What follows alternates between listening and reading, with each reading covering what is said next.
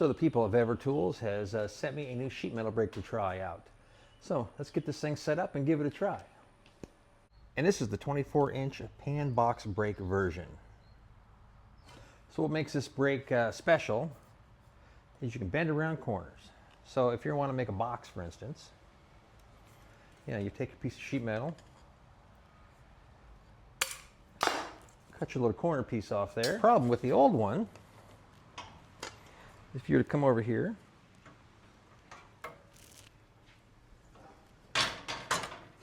bend your first side, you can't bend the second side because the lip is in the way. That's as far as you can get. But with the pan box style, that allows you to put this edge in the open slot here. And you can sneak up on it.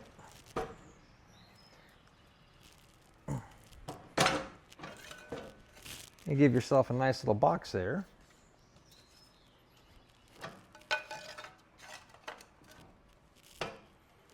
Definitely a little more versatile. Look how nice of a corner that you can make with this. So this will definitely be a nice little addition to the shop for the small projects.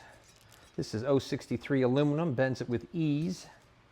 So let's see at least what else it'll do. So I went ahead and put all the plates back in, read the instructions, which is rare for me, but it said it will bend a 24-inch wide by 20 gauge steel without problem. I don't have any 20 gauge, I have 18 gauge. So we'll see what we can do first.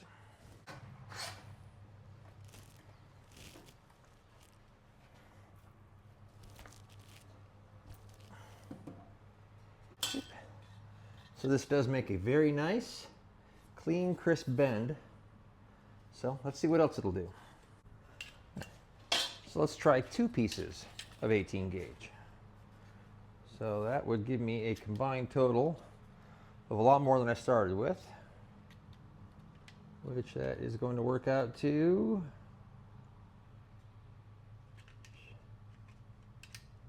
just over 14 gauge. We could call that 12 gauge possibly. Let's try that.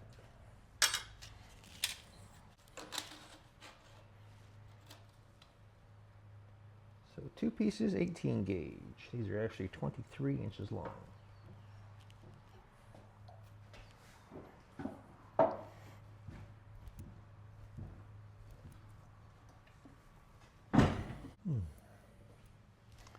Do, do, do, do, do, do.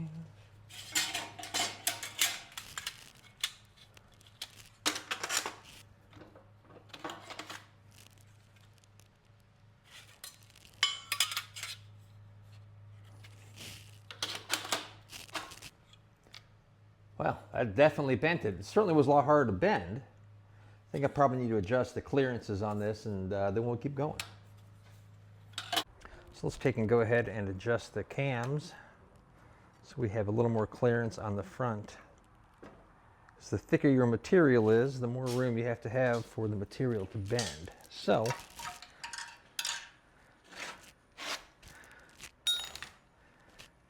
with that, we're going to need to have at least the thickness of the material, which is right there. So, alrighty.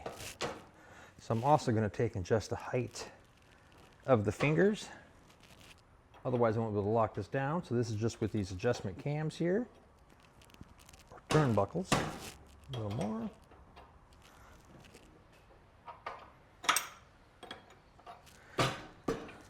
All right.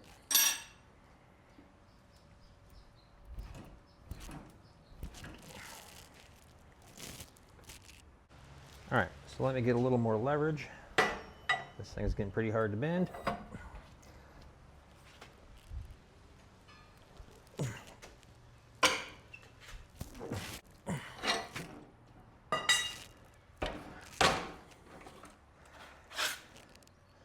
Three pieces there. Just look at that. All 3 of them have a very nice and consistent bend.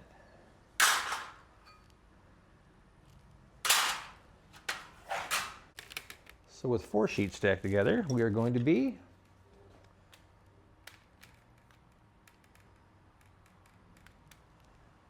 it's more than 10 gauge,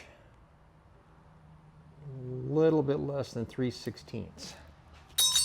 That is pretty stout. Let's do it. 4 sheets, 18 gauge, total of 3/16 of an inch. So I had to go ahead and put some extra long bars in there for more leverage because I can't bend it at this point.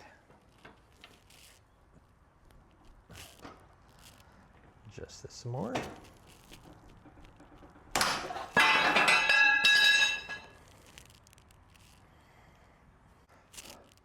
Well, we had the first casualty. Let's keep going.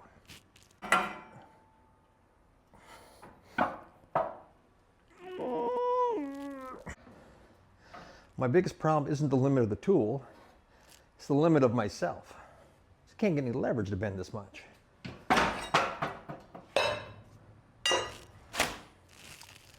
It's 4 sheets, 18 gauge, 23 inches long. It would have bent it all the way, except my arms aren't strong enough. So after bending that, let's check it for true. Thing's still as square as can be with all that tension.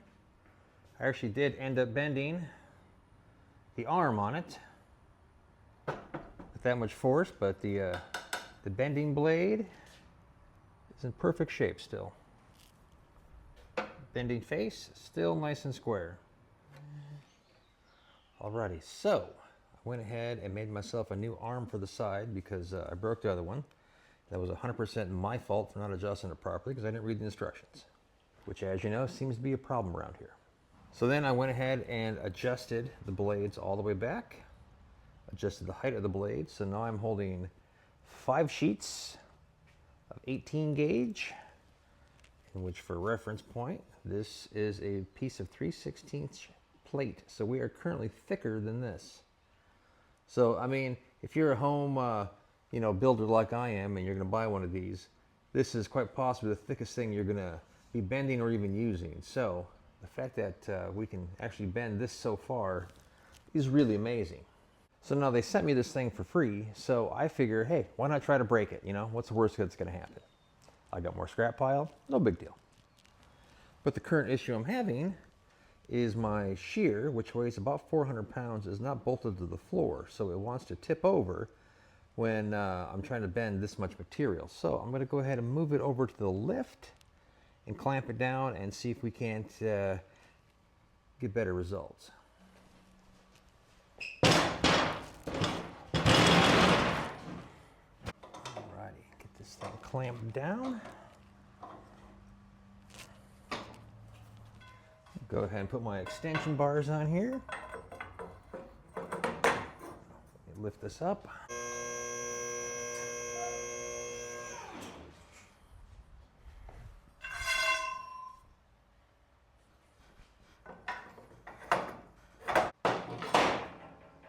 All right, let's see if I personally have enough strength to do this.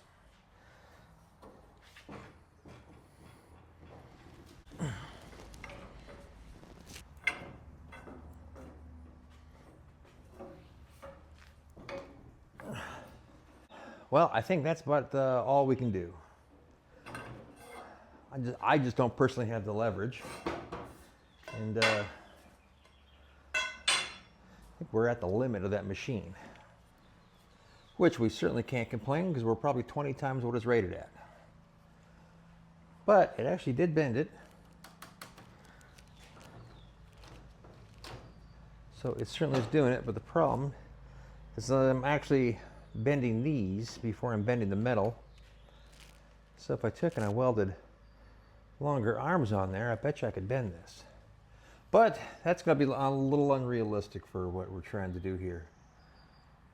Did seem like it, oh yeah, we got some fatigue there. We done tweaked that. So I think it's safe to say the safe bending range is 4 sheets of 18 gauge. Any more than that, and apparently things start to break. Now this is obviously an extreme test, so this is probably not what you're going to be doing normally, but it certainly does have the capability. This thing is actually pretty stout. For just being a little benchtop one, I don't think you can beat it. VEVOR tools. Hell, I couldn't break it. Well, maybe a little bit.